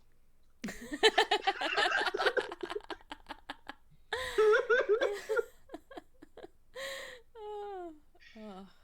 Remember when expect was an action word and you could just expect things to happen?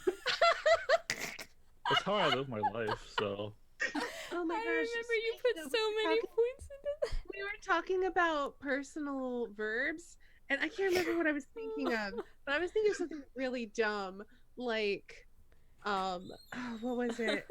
It was something so dumb, but like hilarious, like, um, refuse, Yeah. oh, nice. or something like that. I don't think that was the Mhm. word, but it was basically like it was just the power of nope. Yeah. Exactly. Good old power of nope. I love it. Yeah, that. What I'm trying to say is that I am very much looking forward to our next game that is going to fill this time slot in 2 Mhm. weeks, which is going to be consumed. And I'm going to start throwing out some tweets. Yes, that's the one.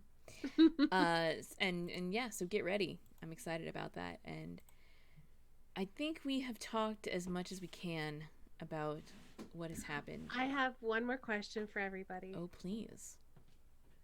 What are you gonna miss most? Oof. I know it's a hard question. Ray's accent. I mean, don't worry, it'll come back in another character at some point. I have a finite bucket of accents. That and like all of the fan art. Like, I know that a lot of it was what I made or what you made or art fight stuff. or Yeah. art fight stuff, but it didn't matter. Like, I love seeing fan art of characters, and Same. Big mood. I was very this game very often moved me to try to draw scenes that happened or scenes that I wanted to happen. Yeah. It was the Yes. secondary effect of you two being inspired to draw a lot that I think inspired me to learn how to finally do digital painting in a way that made any sense to me. Yeah. That was so cool. It's awesome.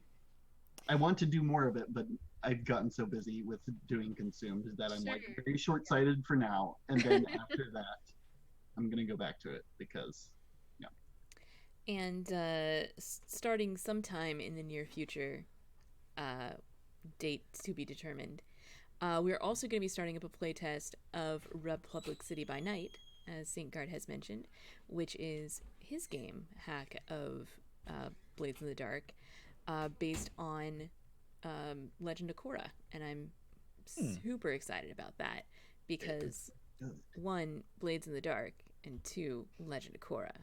So, And 3, I get to play another game with Kelsa. yes. I'm gonna be in Nice. it. I have demanded. As soon as I heard that was a thing, like you're inviting me, I'm gonna rearrange my schedule to make it fit. It's fine, but I'm playing. Yeah, so I'm pretty hyped about that too. I'll be excitedly tweeting when we have an official go live date for that. So those are what you can look forward to from me. You can find me on Twitter at Kelsa, Twitch and YouTube. It's Kelsa Delphi. This is my channel. So you've been watching Queer Tales, Love and Bantraphyll, Skyphos Dive. This has been our epilogue episode where we got to wrap up thoughts and feelings and talk game design and all that hype. So we'll go around counterclockwise, which means Estani, who has done me the honor of making these beautiful overlays. Please tell us more about yourself. Okay, I'm also going to lead because I want everyone to answer this question about what I'm going to miss most. Oh, God. Yeah. Please, you have to do that. That's how you do the outro. That's exactly how it works. That you're going to talk about what you miss most, and then you're going to that's how it works. All your stuff. Mm-hmm. Oh gosh, what am I going to miss the most? The relationships. I was going to say playing Ray, and that's up there because I love him. He was just so fun. He's so shitty, but like redeemably shitty, or like you still liked him at the end of the day, but he was a piece of shit. It was really fun, but there's just those relationships were really, really, really fun to play out and really complicated and messy. Anyway, very messy. I liked it a lot. Anyway, I am a statey when I am not here, no longer being a rock star. We'll figure out what I'm going to be next time you see me. But I have my own Twitch channel over at twitch.tv/statey where I play video games and I do art. If you want to check out more of my art, I have a Patreon for that. I do take commissions and all that stuff. I did make all of the overlays. I made that cell phone case. So I have a store over on Redbubble. So if you'd like to buy some of my art, it's up there as well. Yeah, and that's about it for me. So we're gonna send it over to Golden. I don't know which way, but this way? No, this way. Nope, you're right. This way, Golden. Oh, I'm over there. Mm-hmm. I think early in the game, the thing I most enjoyed was just trying to get Kelsa's character in more scenes. I mean, honestly though, like it just felt like Kelsa's character was kind of left out. So I'm like, you have to make Silver more important. I will pull this web.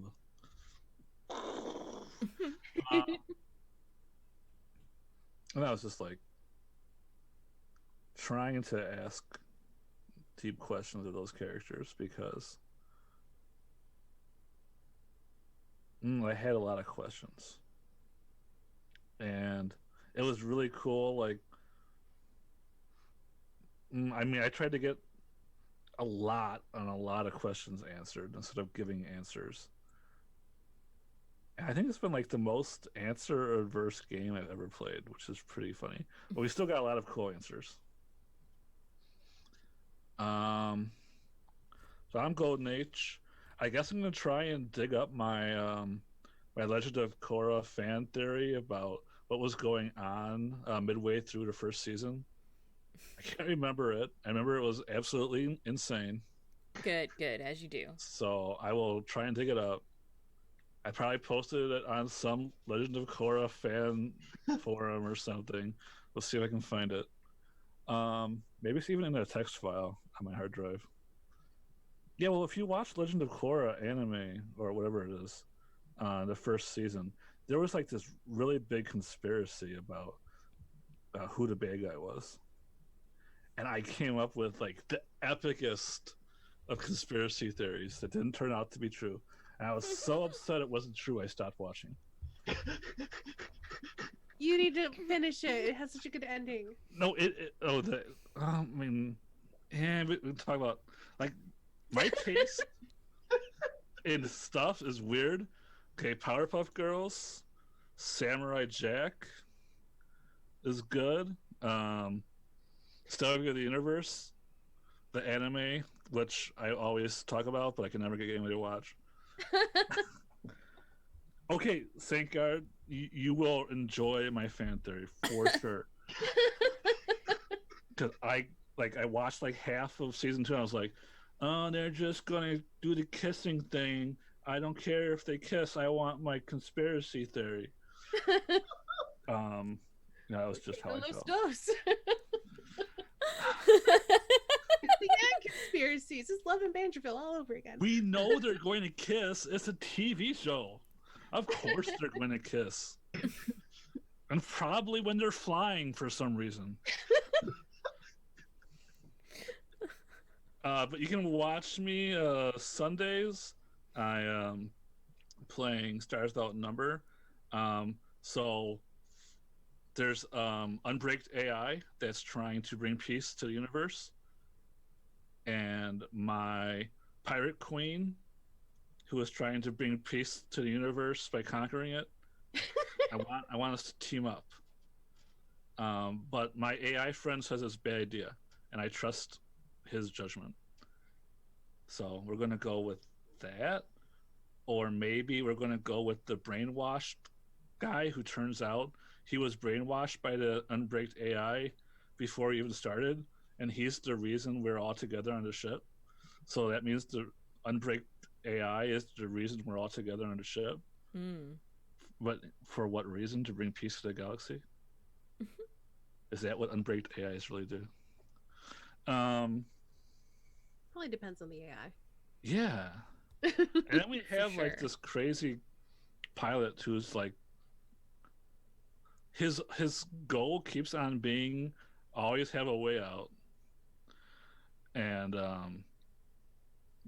like being super about personal freedom, and also he's become some kind of criminal super spy who sells drugs and does credit card scams.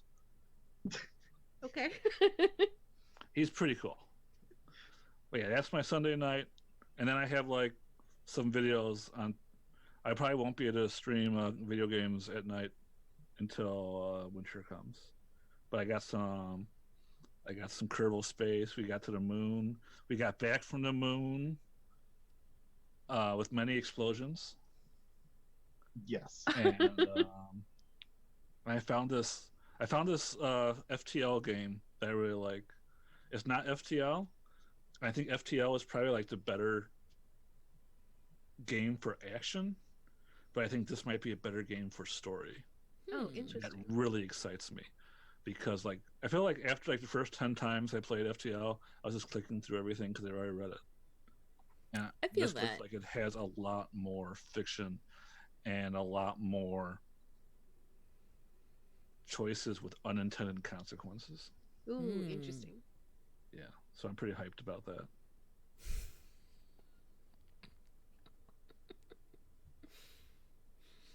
All right, Lavender, I believe it's on you. Tell us about what you're going to miss most.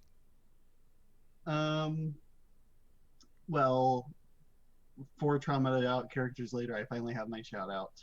I think I'm going to miss the really awkward conversations over food most, because I feel like that's an extension of all of the relationships our characters had. And I'm trying to think about which Firebrand's game is my favorite game, and I think it has to be Conversation Over Food, just because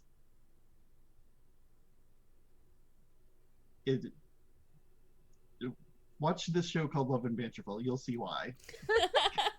I will say, I just want to interject real quick. Yes, please. One-on-one conversation over food is not nearly as interesting as 4v4. Like, you gotta have everybody there for maximum tension, and it's real good. Okay, go ahead. Yes, exactly. I'm Dark Lavender Void on Twitter. I'm making a game called Consumed that we're going to be playing next on this channel. If you show up to that, you'll be able to play in chat, because that's how that game works.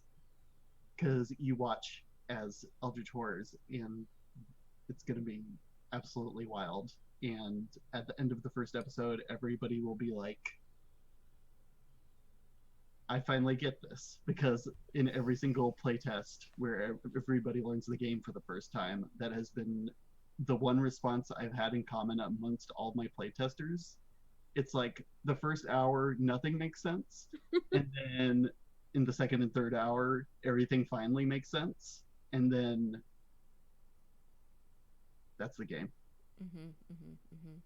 And it's beautiful. And there's a reason why I can't stop designing that game. And I've been designing it for 3 or 4 years or whatever the heck. I'm going to say like 3 years and 9 months, looking at the date. That sounds right. Yeah. Yes, Saintguard. That is correct. And that is my shout out. Found it. Hey, put that in the Discord also. Okay. Yes. Thank you everyone for coming out. This has been a great time to, you know, reflect on everything that happened and talk about everything else. So I feel like we got some good closure in here, and I feel like we got some good conversations in here. So Yes. I'm still gonna miss it. me too. All right. Good night, everybody.